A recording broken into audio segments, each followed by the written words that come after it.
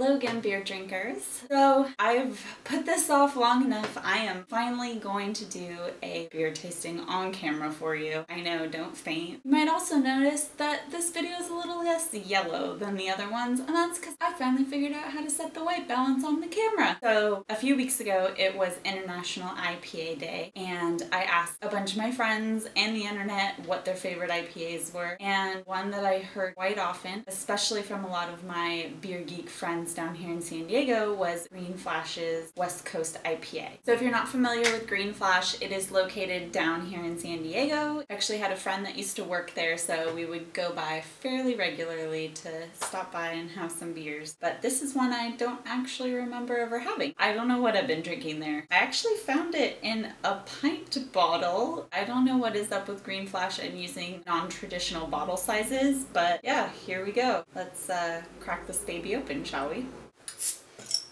Oh, also, go A's. Ignore the Budweiser on the back. So apparently I lied. This is not a pint bottle. It's a pint plus 6 ounces. So that's why I have filled my glass here and I still have about half the bottle left. Okay. So, got a nice, pretty typical IPA color. I was actually expecting it to be a little bit lighter than this, but pretty dark. It definitely has a very IPA smell to it. I'm actually getting more of a pine kind of smell. It smells very foresty. It's not very, I'm not really getting any tropical notes right off of the top, but I'm definitely smelling some trees.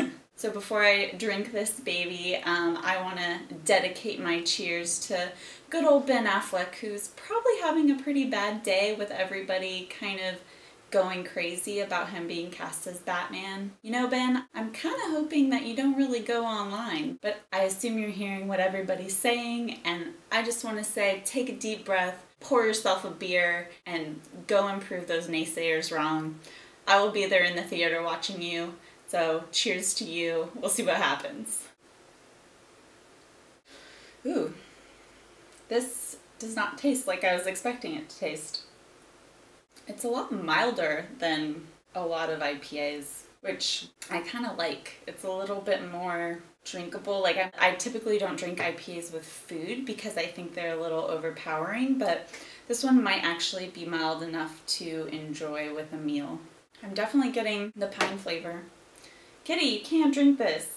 I'm trying to pick something else out, but maybe a tiny bit of like tropical in the backbone, but it's just really good. I definitely see why people enjoy this beer. It's pretty heavily carbonated too. The bubbles are going pretty crazy here, which I like my beers to be pretty carbonated. I'm probably gonna freak some people out, but I do not like beers on nitro. I definitely like my beers to be bubbly, so this one's good on that scale. If I read the bottle right, I'm pretty sure they used 4 different hops for this beer, and it pretty much makes a very complex but really well-balanced beer. Green Flash distributes to quite a few states. It should be fairly easy to find. If I had to rate this beer, I think I'm gonna give it an A.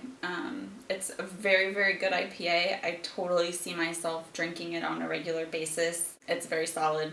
Go out, try some, enjoy it. All right. That's it for this week. Hopefully I did okay. This is my first time really drinking a beer and talking about it. I'm hoping I at least somewhat sounded like I knew what I was doing. But I'm hoping to do a lot more of these. We'll see how it goes. So thanks for watching and happy drinking. I'll see you next time.